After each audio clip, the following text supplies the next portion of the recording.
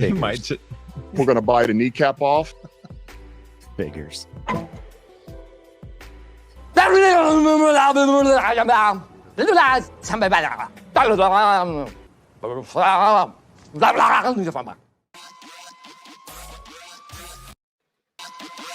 Get it going, baby.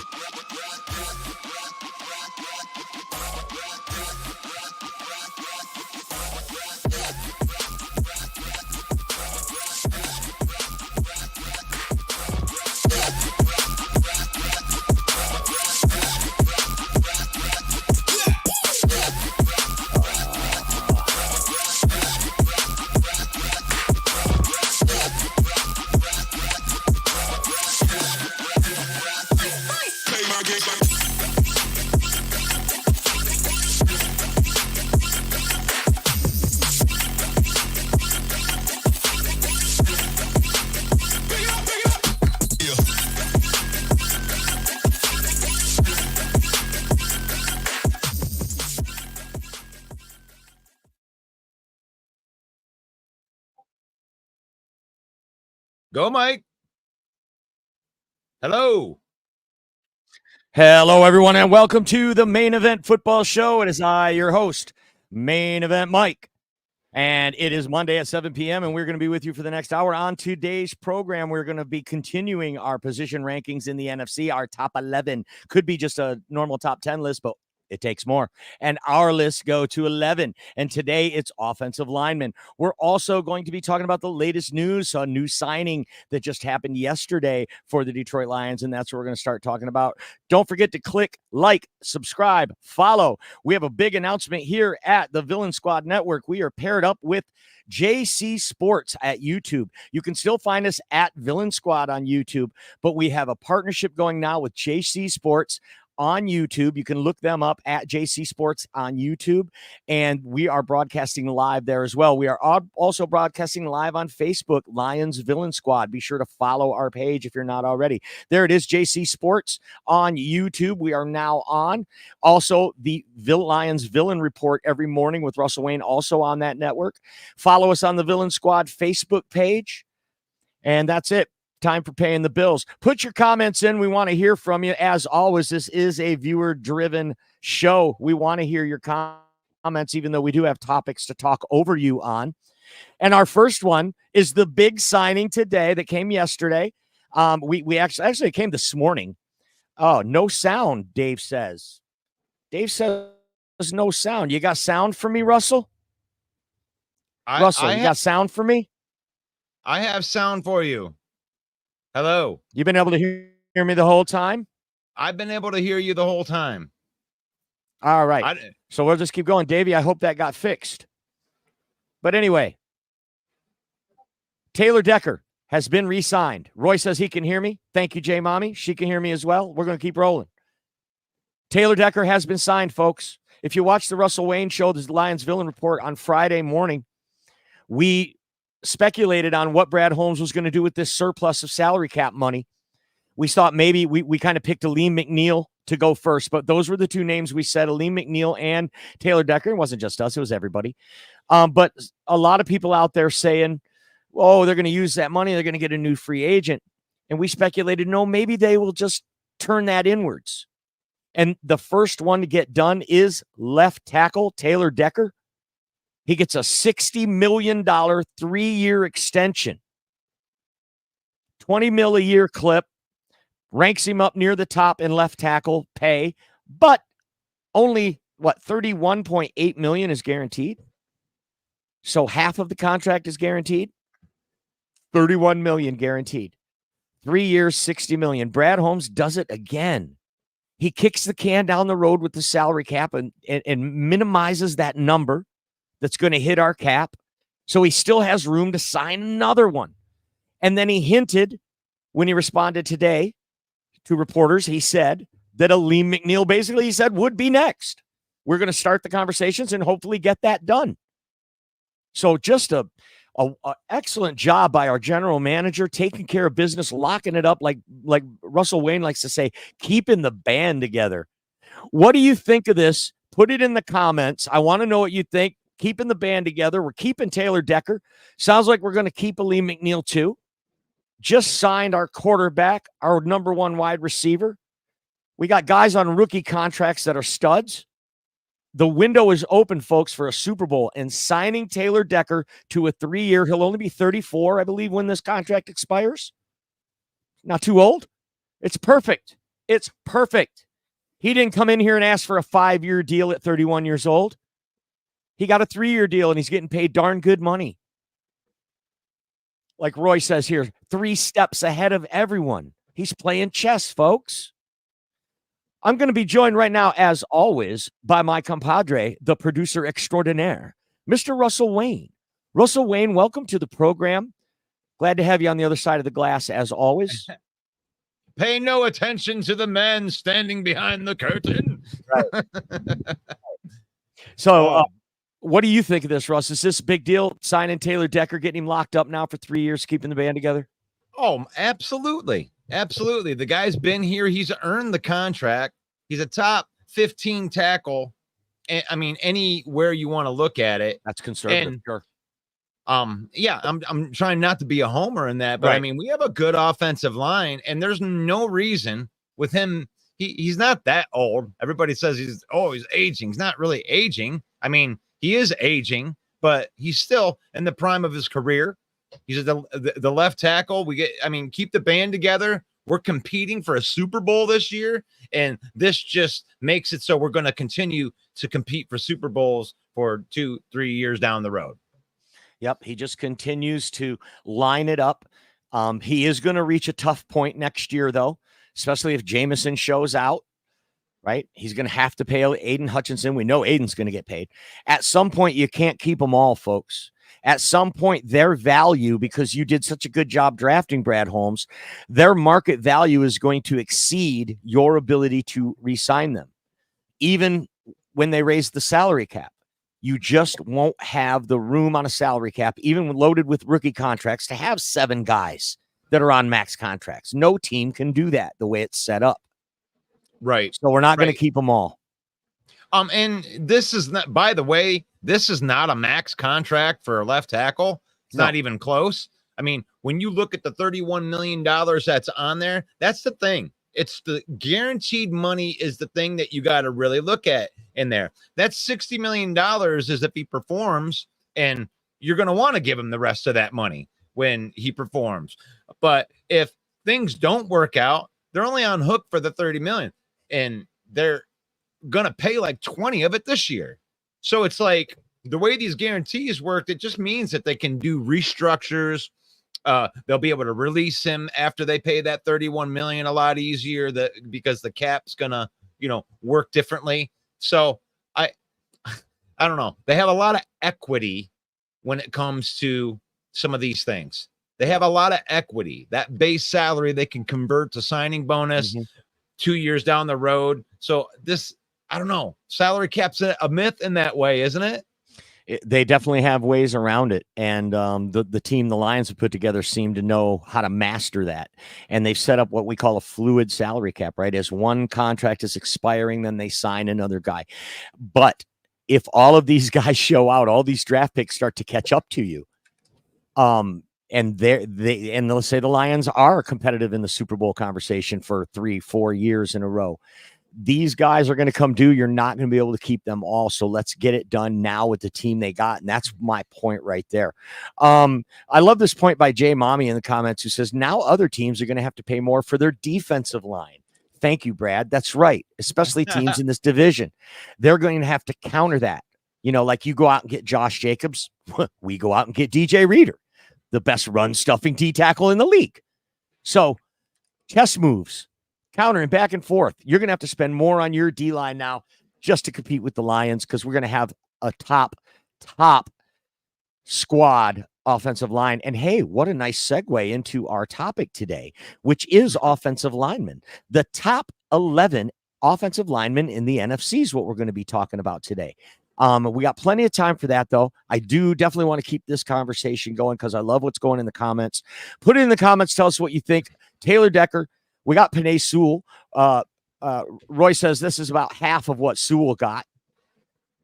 right tackle and a left tackle. And like Russ was being generous, saying, that, or conservative, I should say, that Taylor Decker's at least a top 15 left tackle in the entire NFL. So he's definitely in the top 10 in the NFC. And I feel like this is such a good signing. Like Taylor Decker knew where he was, right? He knew his value and he maxed that value out, and he's still going to get $31 million guaranteed. So I love it. What's up, Matthias? We got Scott in the house.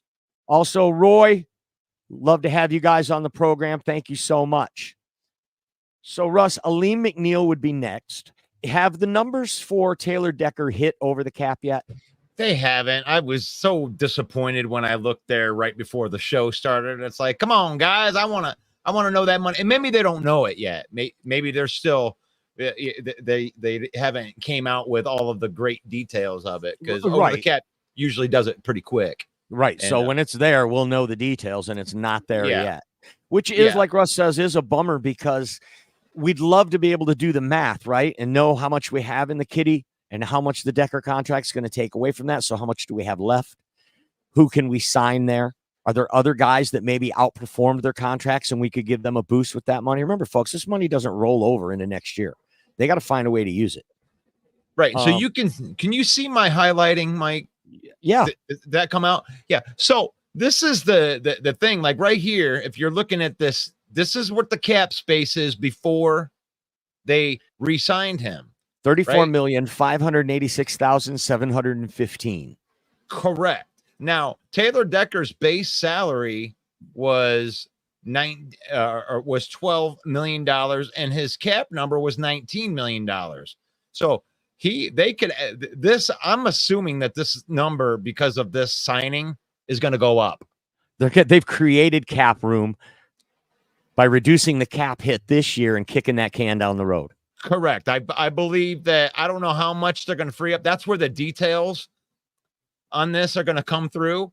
And when the details come in now, because of the base salary, the reason I showed you the base salary first was because that's how much money they can convert into signing bonus. So they could actually get the entire 12 million, but it could be anywhere in between. It probably won't be 12 million. It'll probably be like 6 or 7 million. They probably make it work, cap number work a little bit differently. And I believe that Aleem McNeil, because of that, is going to be next. They are going to re-sign Aleem McNeil. And as a matter of fact, Brad Holmes said as much. Said Aleem McNeil is next. He's just not lining him up. Amon Ra, Panay Sewell, Jared Goff, Taylor Decker. Now he's lining up, and they're about ready to do the same thing for Aleem McNeil. And he deserves it too. And there you go. 100%. And after this season, we'll probably see Kirby getting the same treatment next year. Right? Because this guy's going to perform again. Possibly. A third round draft pick. Now, you had brought up Jameson Williams, and Jameson Williams isn't one that they're going to have to worry about. Even if he goes off this year, I mean, I guess they could extend him next year, but I doubt they will, because he missed the first 2 years. I don't think Brad Holmes is going to reward him so quickly. I think they would actually make Jameson Williams play that 4th year of his rookie contract out. And if he gets disgruntled, well, there you go. You can have the fastest guy in the league. I really believe that they would play that game with him, but I do believe Barnes and Ifeatu Melifonwu, their contracts, Levi, their contracts are up after this year is over. So going to have to figure out what they're going to do there first. Hutchinson's probably going to be the next big dog, the one to actually get a max contract, but I don't see anybody else getting a max, including Aleem. I don't think Aleem's going to get a max contract. No, I think you're giving one to Amon-Ra, and you're giving one to Jared Goff, right? Frank Ragnow's the highest paid center in the league. So you're already spread out. You can't have more than 4. And when you have 4, you have to be hitting on late round draft picks to be competitive. Right. And they are. The Lions right now are saving a ton of money on their defensive line right now, in their linebacker room and their safety room, and their running backs. They're knocking it out of the park in that way. Right. You know, Sam Laporta. I mean, come on, man. We're going Right. to bite a kneecap off. It's good stuff, man. And Good if you get conversation. very good, and then if this draft class, if these two corners hit, I mean, look at these are guys that are young guys that you have control of their future for 4 years, and you're not going to have to pay them for another 4 years. If you get frontline starter quality out of the draft in any round, you are winning the game. You are getting return on investment. And Roy brings a good point up here. Christian Mahogany and Mekhi Wingo were great late round picks. We shall see, Roy. They seem like great picks, but to the point we're making, if they are, that's so incredible value. What is that, 6th and 7th round draft picks? Well, what are you going to do? Doubt Brad Holmes? I mean, what is the guy? He can't miss. They were sitting on the Dan Campbell this morning on his press conference. He's out there, and they ask him about the running backs. Guy, he says Jamar Jefferson's one of the guys that are standing out. It's like, I think that's every single pick. Is there any of them that aren't here? Chase Lucas, who got signed to another team. Who was signed to another team, a 7th round pick. Right. He did not clear waivers. He was picked up and signed, I believe, by the Chargers. That's the only Brad Holmes draft pick that's ever been in the NFL that's not still under contract with the Lions in 3 years. Tell me a GM that can say that. None. That's incredible. That's incredible. He is one of none. Like, Brad Holmes is a G, and you guys are going to find out. You guys are going to find out. If you're a Lions fan, it's the greatest thing in the world. If you're if you're not a Lions fan, then look out. Our GM's better than yours. Right. Matthias says we might have 3 of the top 10 linemen in the league when you think about Penei Sewell and Ragnow and now Taylor Decker. And when you're talking about a swing tackle or a guy that could play multiple positions, Graham Glasgow is a stud in that respect.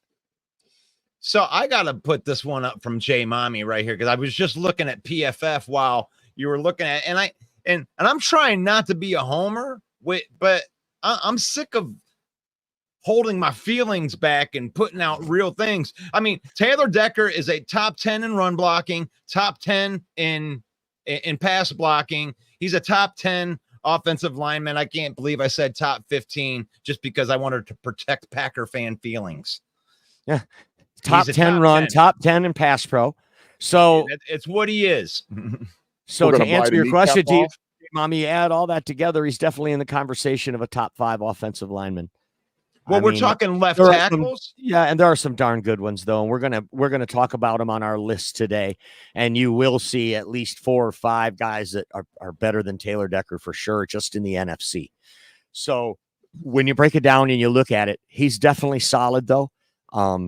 He's a great Lion.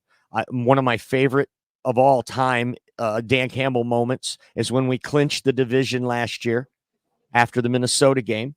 And he's in the locker room and he calls Frank Ragnow and Taylor Decker to the front and says, "This is for these guys who have suffered the longest and waiting for this." And I thought that was one of my favorite Dan Campbell moments of all time. And Taylor Decker, I can't wait for him to be a Lion for life and someday join his Buckeye brethren, Chris Spielman, in the Ring of Honor, in the pride of the Lions. Elise Meme says, be a homer for Decker, Russell. He's worth being a homer over. We're going to bite a kneecap off.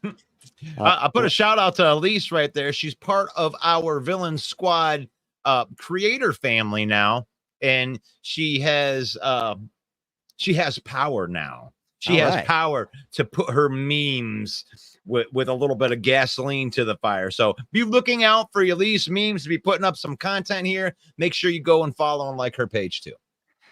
Skip Smith is in the house, says, can't wait to see a Lehman Reader on the interior. Good luck running inside this year on them. We were already a top 5 run defense last year. Now you add the best run stuffing tackle in the league and TJ Reader to the mix. Absolutely. Believe me, folks, this is going to unlock Jack Campbell too. You're going to see why they drafted Jack Campbell, the way he can shoot like a missile in a gap, the way he can get long in the passing game and disrupt passing routes. passing lanes. This is going to be outstanding, and DJ Reader's going to be the key to that. It's a great call out, Skip. Thank you. We're gonna buy it. And then Roy, I didn't even read this, but you're absolutely right, Roy, like I just said there, and Jack Campbell behind them, absolutely. We are expecting Jack Campbell to have a breakout season this year. Some of the comments from Kelvin Shepard, the linebackers coach, during OTAs was phenomenal about Jack Campbell, about how guys are looking up to him and how that green dot mentality is already there. He's going to be, a Lion for a very long time. All right. So there it is. That's the news around the Lions this week. They also signed, the tackle Ike Becker last week. And I did see that they signed Malik Jefferson, who is also a linebacker, who played for the Cowboys. I saw some people online saying he was just going to be a camp body. I did not get a chance to investigate him, but his name is Malik Jefferson, and he is a guy that we just signed. So as of right now, this is a guy who is in the mix, and that makes it newsworthy and worth talking about right here on the Main Event Football Show. And that's the Main Event Football Show on Lions Villain Squad on Facebook and on JC Sports on YouTube. Time now to move to our list. It is our top 11 list of the NFC. We've been doing it all off season. We've only got 2 left to go. We got defensive ends or pass rushers next week to close out this series. But now it's time for top 11 offensive line rooms in the NFC. And of course, you know that your Detroit Lions are going to make it on this list when you're talking about offensive line. But we are going to start by whacking 5 teams from the NFC because they did not have an offensive line good enough to make it to the top 11. And when you have to whack a team from a list, that's dirty business, folks. It's not pleasant, okay? Russ and I are a couple nice guys. We don't like doing the dirty work, so we hire it out. We hire it out to a guy named Pete. He's been known to be a killer, but he's Pete the Unaliver due to Facebook rules. And Pete the Unaliver has to take care of the dirty work for us and whack 5 of these teams because their offensive lines did not make the list. And we'll start with the first team to get whacked, which is the Arizona Cardinals. Frequent flyers on Pete's hit list. There he is. Took care of that thing for you. I took care of that thing for you. Thanks, Pete. Whack the Cardinals. They've been getting whacked on a lot of these lists. They did make it on tight end, I think, and a couple others. But when it comes to offensive line, they got Paris Johnson last year, 6th overall pick. I believe is a generational player. I said it during the draft. Whatever team takes Paris Johnson is going to get a generational player. Paris Johnson Jr., his dad was also a great NFL player. Paris Johnson, but that's about it. No one else of notable mention, so Arizona gets whacked. Russ, what do you think of that? I don't want to spend too much time talking about these whacked teams. They're right. whacked for a All right, well, let's move on then. Another frequent flyer on Pete's whack list is the New York Giants. The New York Giants offensive Took care of line. that thing for you. While Saquon Barkley floundered behind it, sometimes flashed behind it, they lost a couple in free agency, and they are depleted. This team's in trouble. They re-signed the wrong guy, Daniel Jones. That's going to turn out to be the worst mistake they ever made, was signing Daniel Jones and not re-signing Saquon Barkley. Instead, he goes to your rival. I think they're throwing in the towel on this whole year, and their offensive line's getting whacked. Thanks, Pete, for taking care of that for us. The next team to get whacked is in the same division, and that is the Washington Commanders. They did not make the list of top 11 offensive lines in the NFC. Took care of that thing for you. All right. Yeah. Like I said, we only got 2 more of these left.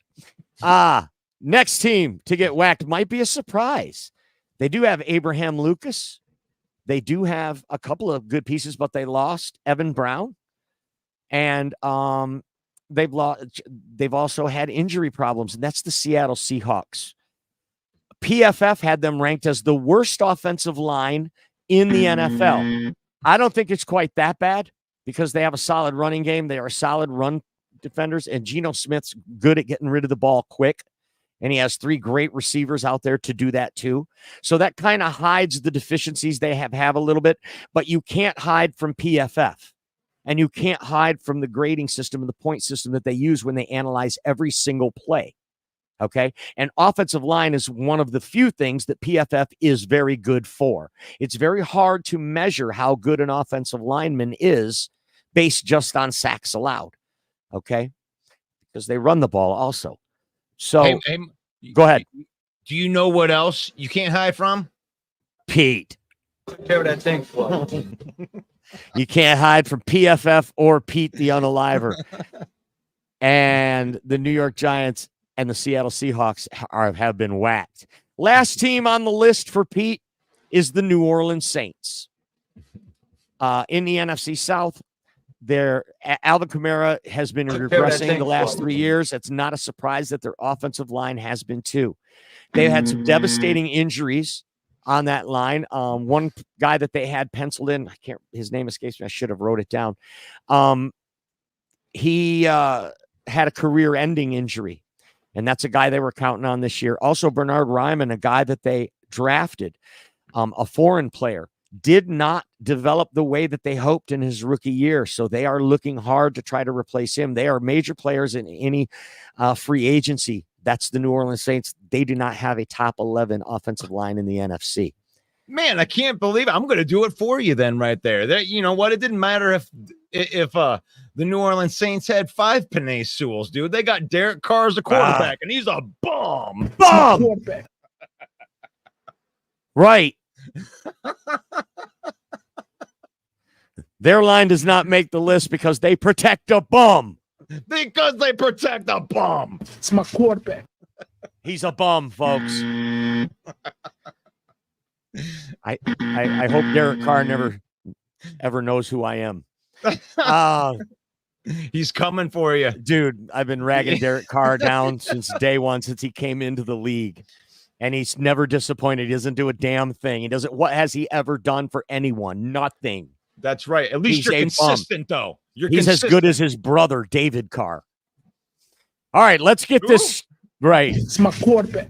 So let's get this top 11 list going on the offensive line, and we'll start at number 11. It's a team that Pete's been whacking all year on other lists, but they do make it at number 11 on offensive line, and that is the Carolina Panthers. They have Ike Ekwonu, a first-round draft pick a couple years ago, has developed slow, but they say he is coming along. Damian Lewis was a free agent, big, high-priced free agent who plays left guard.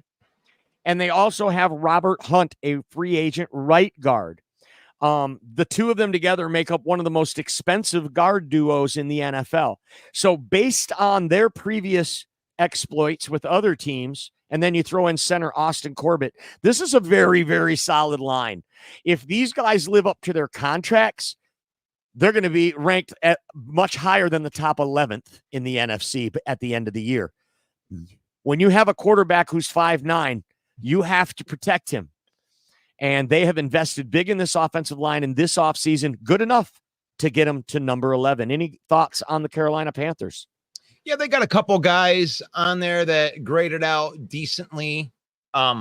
Taylor Morton had 1,100 snaps last year. He was a pretty good pass blocker, decent run blocker. I like these guys. And I don't know how to say these. Ekwonu, is that how you say it? Ekwonu. Ekwonu was a really, really good run blocker. And, I think that they just might have to find some shorter but really good offensive linemen so Bryce Young can see over the line. Mm-hmm. We're going to bite a kneecap off. Right. But that's why they got a blurry, they're number 11. They got a blurry picture. I didn't realize I was going to be blurry, but that one's a blurry picture. Mm-hmm. But that's number 11. Number 11 on that list. And number 10 on the list is the Tampa Bay Buccaneers. They have all-world left tackle, Tristan Wirfs, of course. That's good enough to get them near the list. But they also have a couple of really good guys on the other side. Cody Mauch in his second year is a mauler. Kid was a beast in his rookie season last year, and he plays right guard. Luke Gedeke is a guy who moved from guard to right tackle this year. They really like how he developed last year, and they moved him to right guard. So this is a very solid Tampa Bay line. They also drafted a rookie center, Graham Barton. So that's going to be the one question mark here with this group. If Graham Barton lives up to his draft status, this is also going to be a line that will rank higher at the end of the year than just number 10. Yeah, Tristan Wirfs is a beast. When you're looking at the 83.1 overall, and he's got a 73.8 run blocking grade and an 85.5 pass blocking grade. Mm-hmm. And Luke Gedeke is really, really good. He's kind of like a mini Wirfs, 73.4, 70, and 72.5 on that. And nobody else is really worth talking about as far as their scores. I don't want to embarrass them, but they got two pretty good offensive linemen, and they drafted Barton, and they have a good building block right Good enough for number 10 on our list. We're Number 9 are those damn 49ers. The San Francisco 49ers come in at number 9, probably the lowest they've ranked on any of this list in any category. Pete was not able to touch the San Francisco 49ers this year. And this is the closest I think they came. Their offensive line only ranks number 9. And I'll tell you what, they got the best offensive lineman, best left tackle in football, and that's Trent Williams on playing left tackle. Aaron Banks, a so-so guard. Brendel at center, he's so-so. But then they got a couple of good ones on the outside. They re-signed right guard John Feliciano. They kept him rather than letting him walk in free agency. And they extended Colton McKivitz to play right tackle. Rather than let him get away, they extended his contract because his play last year was good. So a little shaky in the middle of the line, but all world at left tackle and super solid on the right side. Good enough for number 9 on this list. What do you think of the Niners offensive line, Russ? Well, if they like you said, if they didn't have Trent Williams, they might have got whacked on his team. I like Feliciano. He's a really good piece as well. So that combo is pretty good. Colton is okay. They extended him. I don't know if he's younger. But yeah, his 65.2, 66.3, and he wasn't a very good pass blocker. And so yeah, this isn't the same 49er that was dominating from like 3 years ago with one of the best, running offensive lines in the league. And this is where you start talking about, the cap is real. You start running out of runway when you keep on kicking the can down the road. And San Francisco's been pretty good for a while. And I think that this balloon is starting to burst a little bit. I couldn't believe how low they were on this list. And actually, we put them up higher because if we would have just went by what PFF said, these guys would have been 11 on the list. And we moved them up because, they got Trent Williams. He's like the best tackle in the game. Who else they have? They have Kyle Shanahan. They have Kyle Shanahan, one of the best play callers, and he has a specific Kyle Shanahan system, which is a zone blocking system, which is like his dad's blocking schemes that he had for those Super Bowl teams in Denver. It's a zone blocking scheme, and sometimes this hides your deficiencies in run blocking, right? Like Colton McKivitz, he's very good in this system. He's great at pulling and the zone blocking scheme, though PFF might not say that he's a great run blocker. So these deficiencies that they have in San Francisco is also helped by Kyle Shanahan's play calling. Make no mistake about that. Good enough for number 9 on this list anyway. Moving on to number 8, it is the Dallas Cowboys. They've lost a couple key pieces, including Tyron Smith. They still have Tyler Smith, who's mid. They drafted Tyler Guyton to play left tackle. Center Brock Hoffman, and probably future Hall of Famer Zach Martin at right guard, one of the best right guards in the game. And then right tackle Terrence Steele, who's been coming on the last couple of years to be a solid right tackle. So they're a solid line. They are not world beaters. We saw the Green Bay Packers push this line around in the divisional playoff game. They got pushed up and down the field by the Green Bay Packers on both sides of the ball. And this offensive line, even though they come in at number 8 on our list, this is a weak spot in the Dallas Cowboys armor. Number 8 offensive line on our top 11. You're watching the Main Event Football Show. It is I, Main Event Mike. Be sure to follow us on Lions Villain Squad on Facebook if you're not already. We're also broadcasting live into the the Huddle Sports Network on Roku TV. And we're broadcasting live into JC Sports. Thanks to Joe Chapp and the boys for having us on their YouTube show. So all of our viewers, if you're watching, if you've subscribed to our YouTube channel, thank you. Doesn't cost a thing to subscribe to another channel. I subscribe to a bunch of them. You can even turn off notifications if you want. Go on over to JC Sports at YouTube and subscribe to that YouTube channel. It will help the Villain Squad, and we appreciate you all so much. Moving on to this list, it's number 7, and it is the Los Angeles Rams. Matt Stafford is getting old, needs a good offensive line. So they gave Jonah Jackson $51 million to come over from the Detroit Lions. They also gave $48 million to Kevin Dotson. Signed him for 3 years, $48 million. And that's your right guard. So they have the most expensive guard duo in the league with Jonah Jackson and Kevin Dotson. They're solid.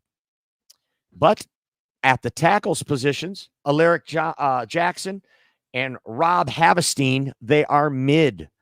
So Matt Stafford can handle pressure from the outside. This is what he's even said publicly. It's pressure from the interior that always disrupts him, that gives him the most trouble. And they have padded these 2 guards because Matt Stafford is adept at being able to step up in the pocket. So even though you have a deficiency, you do have Sean McVay calling the plays, who is a wizard when it comes to covering your deficiencies and exploiting the other team's weaknesses. That's what his system is based on. What do we have that you can't stop? And where is your sore spot where I can apply pressure? That's how his whole philosophy is. And they are sacrificing left tackle and right tackle play here, but they are super solid up the middle, and they come in at number 7. Any comments on the Rams line, Russell?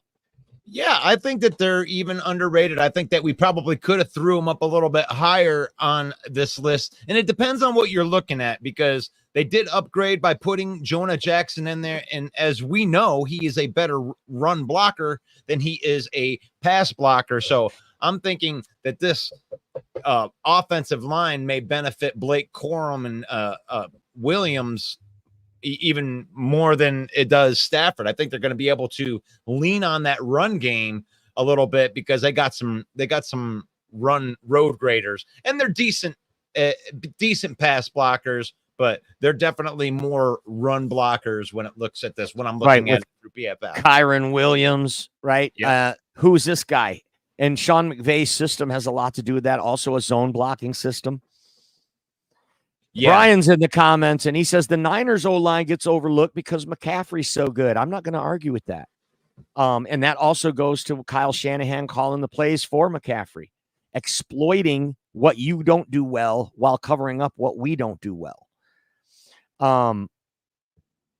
So the Rams come in at number 7. Number 6, we get to the NFC North. No teams from the NFC North got whacked. And now we hear the first NFC North team on the list. NFC North's pretty good on the offensive line, folks. Do a little deep dive like we did on this, and you will understand that the Chicago Bears come in at number 6. And it could be even better than that if Darnell Wright takes a big jump from a really good rookie season at right tackle. They have Braxton Jones at left tackle, Tevin Jenkins at guard, and Ryan Bates at center, and Nate Davis at the other guard. Any numbers on PFF? Because these guys, unless you're a Bears fan, these guys aren't known as killers. So why do they rank so high on the Villain Squad list? Well, because Ryan Poles is another GM that's actually doing a good job, and I got to give him credit where credit is due. they go out and they pick up Ryan Bates in a trade. And that's a plug and play center right there. Top 10 dude in the whole league at playing center. And they got some young guys. They got Braxton Jones. Braxton Jones had a pretty solid year all the way across the board, 68.8, 68.2, and 70.8 on pass blocking. Tevin Jenkins had a really, really good year at guard, 72.6, 71.7, 68.6. And then Darnell Wright, he probably struggled the most out of them, but I mean, he was a rookie. You can expect that to happen. And then, they pay some money for Nate Davis. They go out and they get Bates. So they put this together, man. They put together a pretty good line, drafted a couple guys, plugged in a couple free agent guys, and on paper, these guys look like they could be a pretty good unit. Right. We're going to buy the kneecap off. And that is the Chicago Bears, who come in at number 6 on our list. Paul Jones says, "What's up, fellas? Can you start over, please?" Thanks. you want to recap? We can't do that, but we can do a recap. And we'll just cut right to it, Paul. What you really want to know is who Pete got rid of. I know that's what you really want. And that is Seattle, New Orleans, Washington. The Giants and the Arizona Cardinals got whacked by Pete the Unaliver, and they did not make the list. At number 11, it was the Carolina Panthers. At number 10, the Tampa Bay Buccaneers. At number 9, the San Francisco 49ers. At number 8, it's the Dallas Cowboys. And we're being generous at number 8. Number 7, the Los Angeles Rams. And then where we're at now, number 6, the Bears. The Bears. And J Mommy says the Bears better have their linemen upwind from Caleb. That way they're going to get lightheaded from the nail polish. You like that? You like that? You like that? You like that? You like that? That gets 5 Kirks. that was really good. I'm sorry. Now that I've read it, I'm gonna. I put it up without reading it like an idiot. The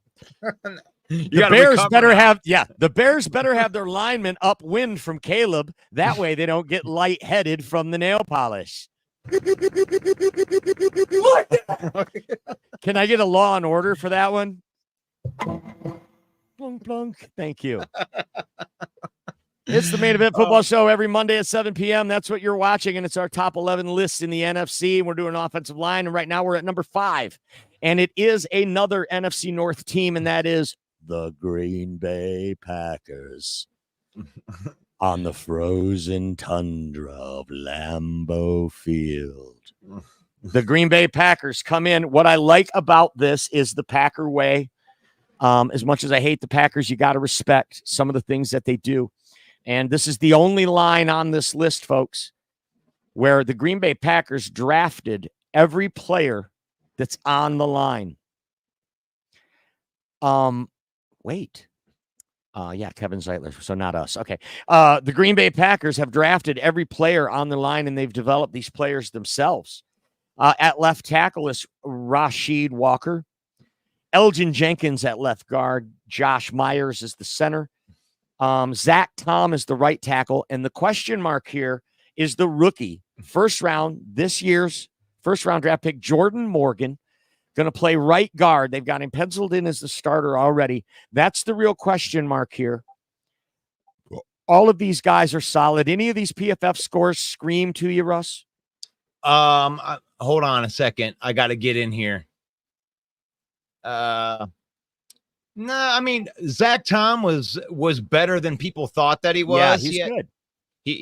Well, I mean, a lot of people think that he was just average. He wasn't average. He was very good. He was a 79.7 overall, 81.2 on run blocking, 72.3 on pass blocking. Rashid Walker had a 74.7 in pass blocking, and Elgin Jenkins had 78.3 in pass blocking. Mm-hmm. So they have a pretty good tackle guard. I guess that would be the right side. And yeah. And also, it should be noted that both the tight ends they drafted, Tucker Kraft and Luke Musgrave, are both good blocking tight ends. And the Green Bay Packers are known for the off-tackle run ever since Paul Hornung and Bart Starr. Amon Green was great off-tackle. Guess who else was? Aaron Jones was great off-tackle and good between the tackles. Josh Jacobs, also good off-tackle. So having those blocking tight ends helps this line. But they're solid. They drafted them, they developed them, and they come in at number 5 on our list. Coming in at number 4, it's another NFC North team, and that's the Minnesota Vikings. Christian Darrisaw, a Pro Bowl left tackle, one of the best in the business. We're going to buy the kneecap And off. a really, really good right tackle who's underrated named Brian O'Neill. When it comes to the two tackles, they have probably one of the best duos in the entire NFL with Darrisaw and O'Neill at right tackle and left tackle, respectively. They also have Garrett Bradbury, the center, and Dalton Risner, who plays left guard, a guy that they drafted, that they picked up off the trash heap, cleared waivers they picked him up from some other team, didn't clear waivers. They picked him up off of waivers, I should say. And Dalton Risner has solidified himself as a starting left guard on this team, and a good one. So a great move, one of the few good moves that I've seen Kwesi make over there in Minnesota as a GM. Dalton Risner, definitely one of those, and that helps get him to number 4 on our list. Russ, what do you got for the Minnesota Vikings? Well, I mean, you hit the nail right on the head. Christian Darrisaw is awesome. 82.4 overall. He's got a 73.9 on a run blocking grade and an 85.3 on a pass blocking grade. O'Neill is really, really good, rating in the 70s all the way across. Dalton Risner isn't quite as PFF isn't as nice to him as you are, but he's a really, really good pass blocker, not so much good of a run blocker. But yeah, this is a pretty good unit in Minnesota, and they can keep going. I kind of their tackle duo kind of reminds me of a poor man's version of what we have. I mean, they have a really good right and left tackle. Our right and left tackle are both better than their right and left tackle, but they're still really good. Well, I mean, you're saying though kneecap off. That's saying that Taylor Decker's better than Christian Darrisaw, and I don't think I can agree with that. No, I can say that Penei Sewell is better than O'Neill. Darrisaw. Well, I mean, they're flip flopped. I think that think that Taylor Decker is better than O'Neill, and I think Sewell is better than Darrisaw. Okay, I agree. I can agree with that. So it'd be a wash, and that's why they finish as the number 4 offensive line on this list. Pretty damn good. Moving on, number 3. The surprise might be a surprise, but you know what? These guys are solid. It's the Atlanta Falcons. You would think with the guys they have on the offensive line and Coach Arthur Smith last year, Bijan Robinson, Tyler Algier, these guys would be running wild, but they didn't because the quarterback play. You can't run the ball every time, okay? But these guys, Jake Matthews at left tackle, Bergeron, Dahlman, the center's good, and they have a superstar at right guard, and his name's Chris Lindstrom. You might not have ever heard of him, but he is one of the best guards in all of football. His name is Chris Lindstrom. He plays right guard for the Atlanta Falcons.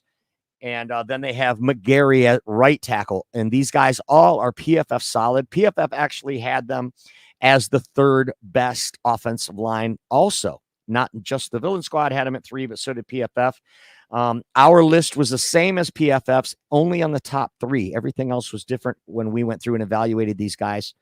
And we used PFF as one of the metrics to put our grades together for them.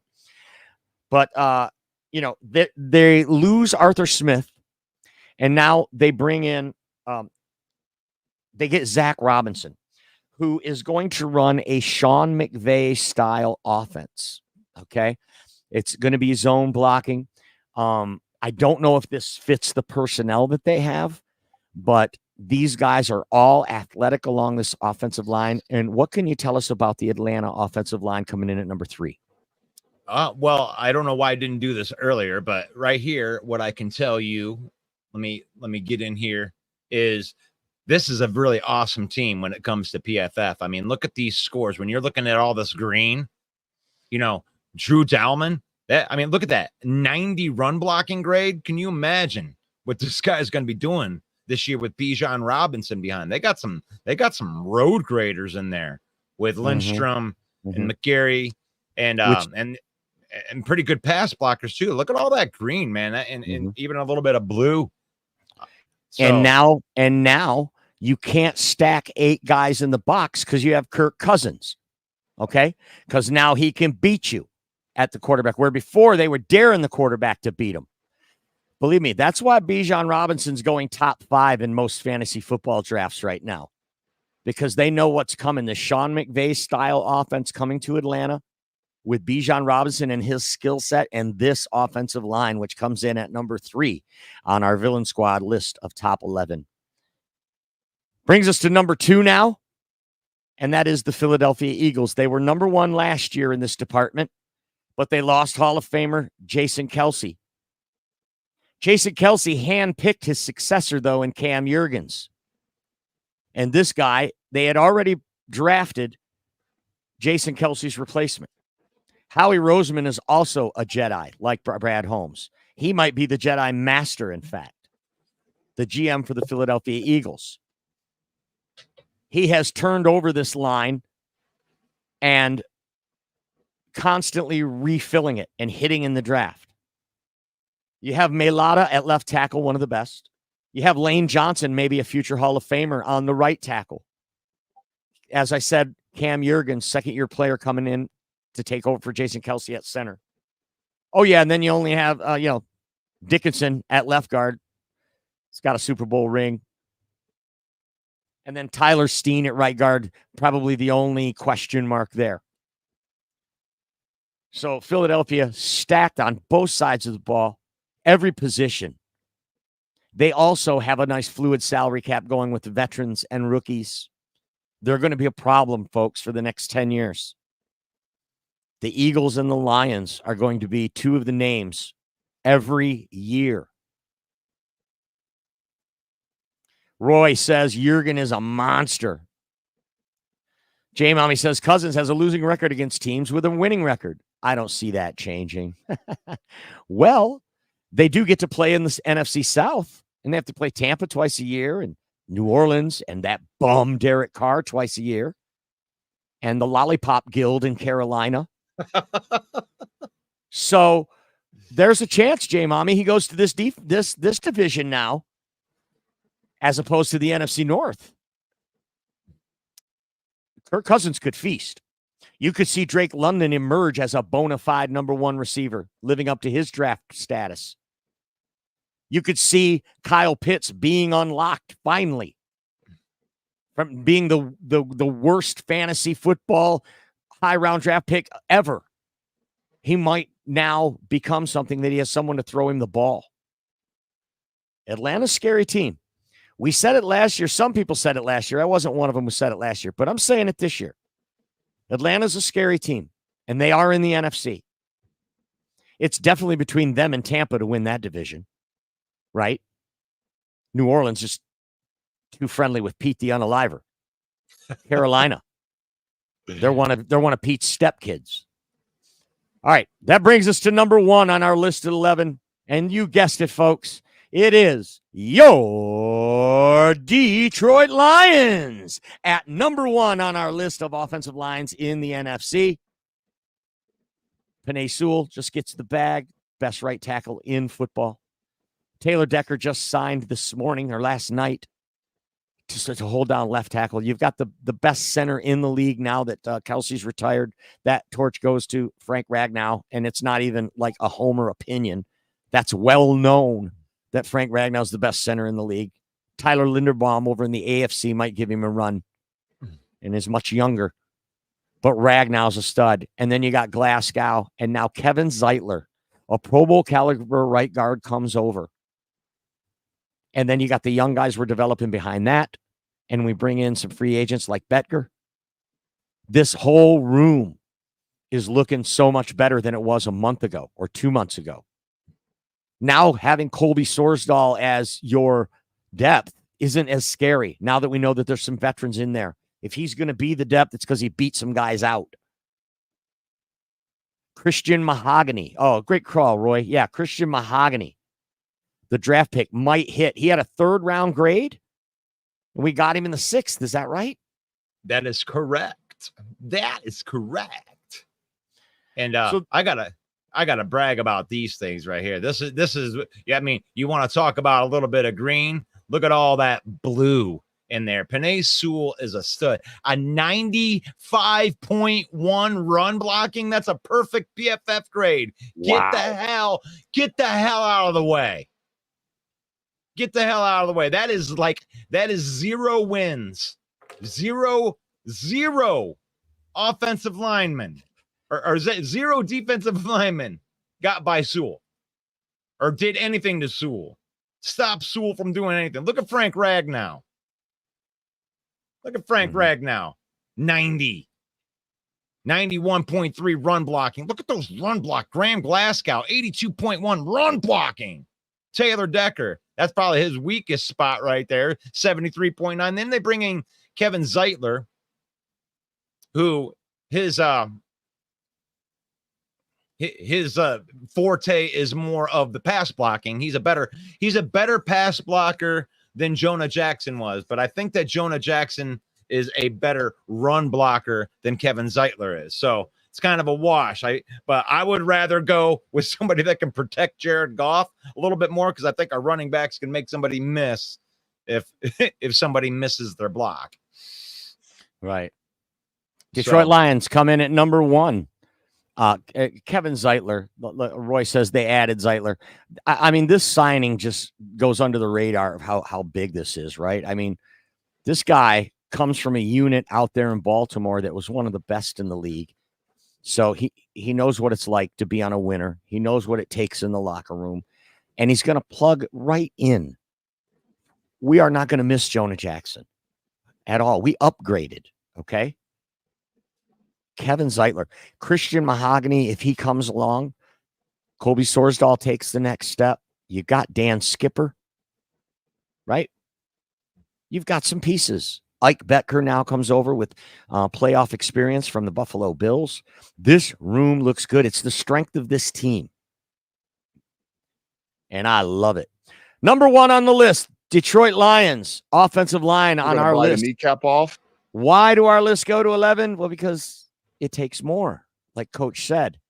Next week, we are doing edge rushers or defensive ends, however you choose to word it. And that'll wrap up our series as we get ready for training camp. Have you got anything else going, Russ?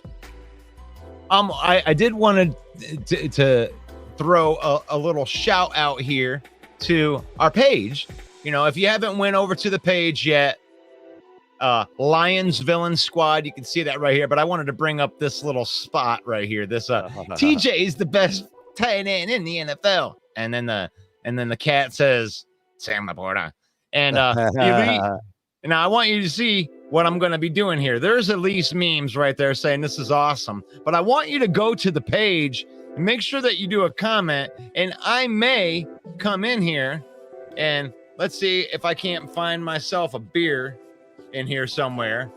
Oh man, beer. I think they have little beers on here. Let me see if I can't find one in here.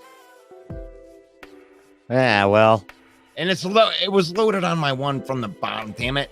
Well, put something in there. Put a pretzel or something in there. How about some lemons? We'll give it. We'll put a lemon in. Give her a lemon. I'm gonna put. There you go.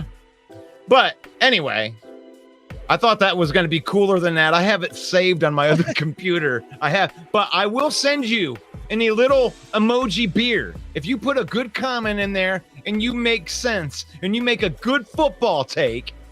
I'm going to give you a little mini beer. Okay. All right. A little emoji beer. All right. And I'll toast you this actual beer.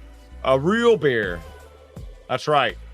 All right. Let's wrap this puppy up then. Thanks, everyone, for joining us. And if you are watching this on the rebroadcast, we appreciate you as well. Thank you so much, everyone, for watching. For Russell Wayne, I am Main Event Mike, saying God bless each and every one of you. Peace out.